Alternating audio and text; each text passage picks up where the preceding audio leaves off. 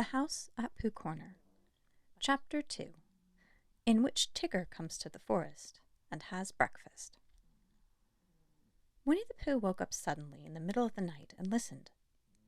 Then he got out of bed and lit his candle and stumped across the room to see if anybody was trying to get into his honey cupboard. And they weren't, so he stumped back again, blew out his candle, and got into bed. Then he heard the noise again.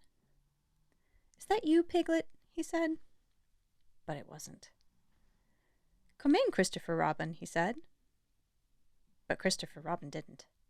"Tell me about it tomorrow, Eeyore," said Pooh sleepily. But the noise went on.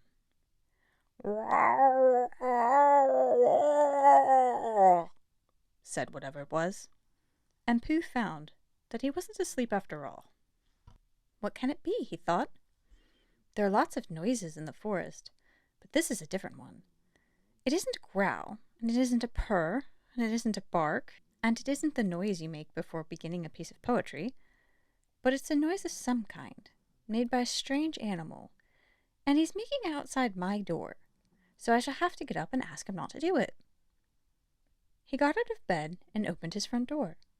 "Hello," said Pooh, in case there was anything outside. "Hello," said whatever it was. "Oh," said Pooh. "Hello. Hello." "Oh, there you are," said Pooh. "Hello."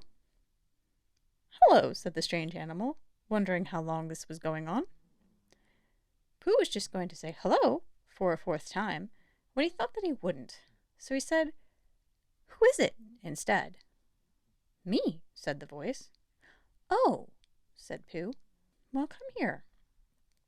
So whatever it was came here, and in the light of the candle he and Pooh looked at each other. "I'm Pooh," said Pooh. "I'm Tigger," said Tigger. "Oh," said Pooh, for he had never seen an animal like this before. "Does Christopher Robin know about you?" "Of course he does," said Tigger. "Well," said Pooh, "it's the middle of the night, which is a good time for going to sleep, and tomorrow morning we'll have some honey for breakfast. Do Tiggers like honey?" "They like everything," said Tigger cheerfully. "Then if they like going to sleep on the floor, I'll go back to bed," said Pooh, "and we'll do things in the morning. Good night." And he got back into bed and went fast asleep. When he woke in the morning, the first thing he saw was Tigger, sitting in front of the glass and looking at himself. "Hello," said Pooh. "Hello," said Tigger. "I've found somebody just like me. I thought I was the only one of me." Pooh got out of bed and began to explain what a looking-glass was, but just as he was getting to the interesting part, Tigger said, "Excuse me a moment, but there's something climbing up your table." And with a loud "Roar!" he jumped at the end of the tablecloth, pulled it to the ground, wrapped himself in it 3 times, rolled to the other end of the room, and after a terrible struggle, got his head into daylight again, and said cheerfully, "Have I won?" "That's my tablecloth," said Pooh, as he began to unwind Tigger. "I wondered what it was," said Tigger. "It goes on the table, and you put things on it." "Then why did it try to bite me when I wasn't looking?" "I don't think it did," said Pooh. "It tried," said Tigger, "but I was too quick for it." Pooh put the cloth back on the table, and he put a large honey pot on the cloth, and they sat down to breakfast. And as soon as they sat down, Tigger took a large mouthful of honey, and he looked up at the ceiling with his head to one side, and made exploring noises with his tongue, and considering noises, and what have we got here noises. And then he said, in a very decided voice, "Tiggers don't like honey." "Oh," said Pooh, and tried to make it sound sad and regretful. "I thought they liked everything." "Everything except honey," said Tigger. Pooh felt rather pleased about this, and said that, as soon as he had finished his own breakfast, he would take Tigger around to Piglet's house, and Tigger would try some of Piglet's acorns. "Thank you, Pooh," said Tigger, because acorns is really what Tiggers like best. So after breakfast, they went round to see Piglet, and Pooh explained as they went that Piglet was a very small animal who didn't like bouncing, and asked Tigger not to be too bouncy just at first. And Tigger, who had been hiding behind trees and jumping out on Pooh's shadow when it wasn't looking, said that Tiggers were only bouncy before breakfast, and that as soon as they had had a few acorns, they became quiet and refined. So by and by, they knocked at the door of Piglet's house. "Hello, Pooh," said Piglet. "Hello, Piglet. This is Tigger."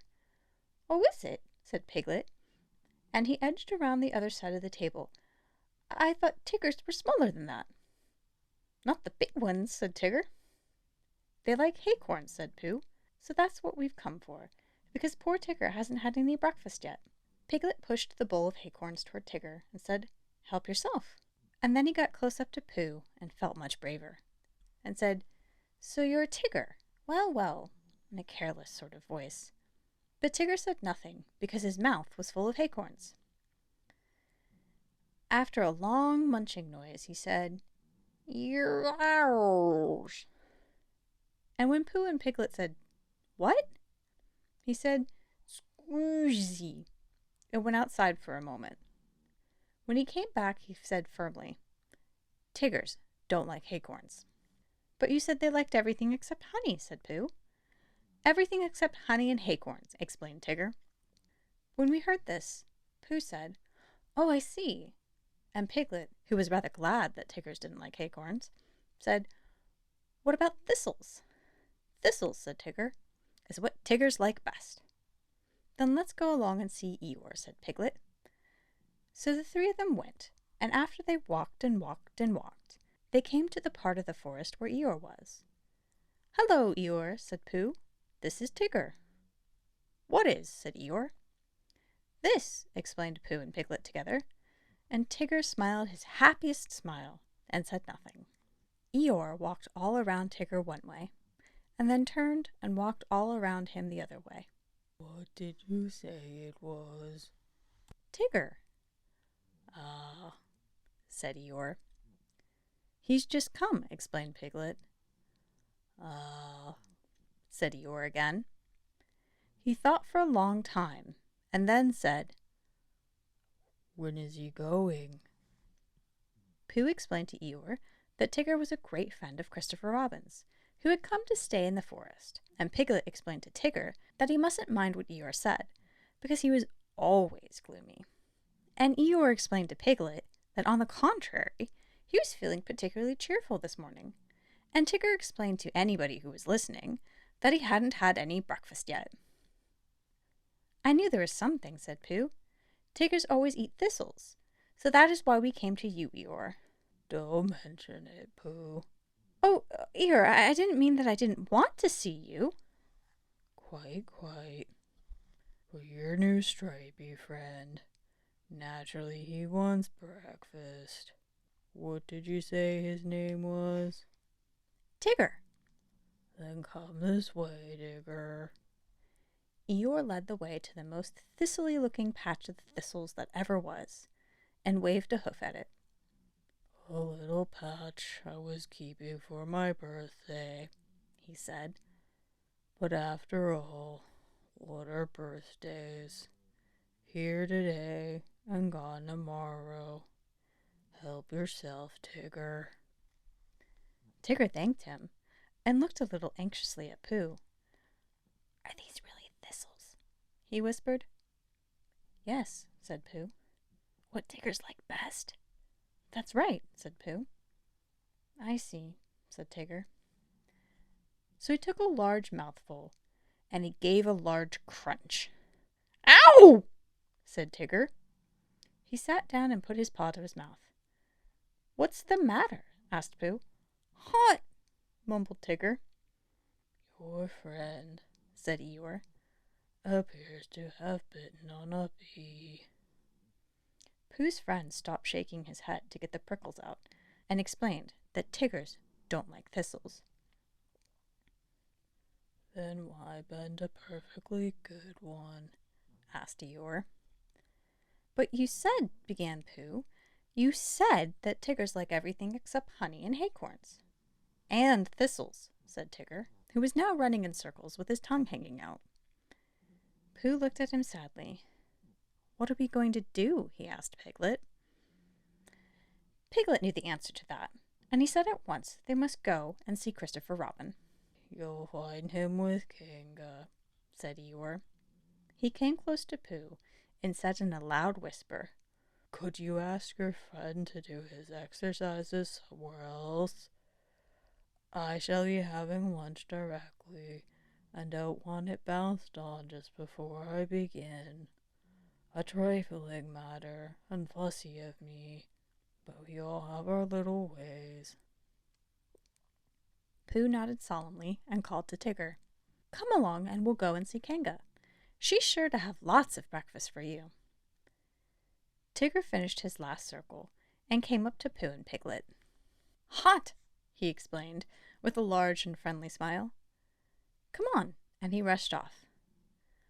Pooh and Piglet walked slowly after him, and as they walked, Piglet said nothing, because he couldn't think of anything, and Pooh said nothing, because he was thinking of a poem.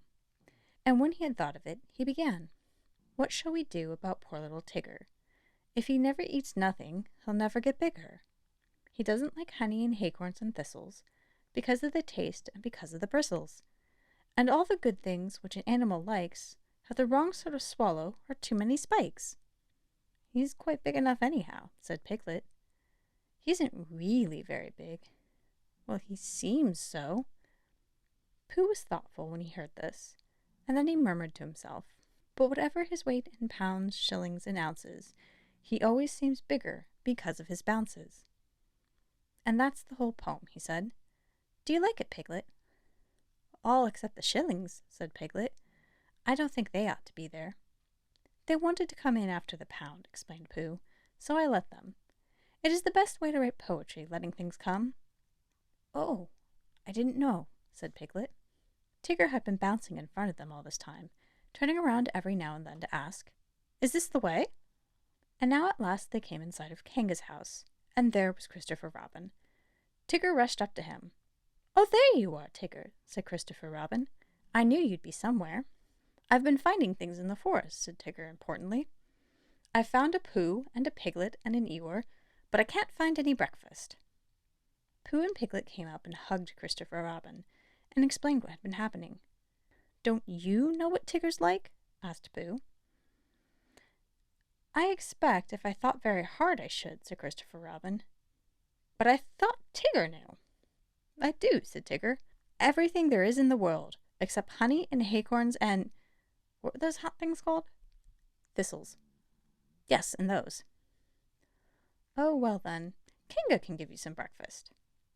So they went into Kanga's house, and when Roo had said, "Hello, Pooh," and "Hello, Piglet" once, and "Hello, Tigger" twice, because he had never said it before, and it sounded funny, they told Kanga what they wanted, and Kanga said very kindly, "Well, look in my cupboard, Tigger dear, and see what you'd like." Because she knew at once, however big Tigger seemed to be, he wanted as much kindness as Roo.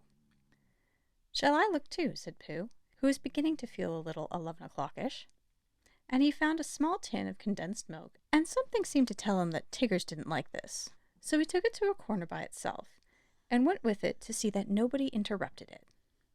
But the more Tigger put his nose into this, and his paw into that, the more things he found which Tigger's didn't like. And when he had found everything in the cupboard, and couldn't eat any of it, he said to Kanga, "What happens now?" But Kanga and Christopher Robin and Piglet were all standing around Roo, watching him have his extract of malt, and Roo was saying, "Must I?" And Kanga was saying, "Now, Roo, dear, you remember what you promised." "What is it?" whispered Tigger to Piglet. "His strengthening medicine," said Piglet. "He hates it."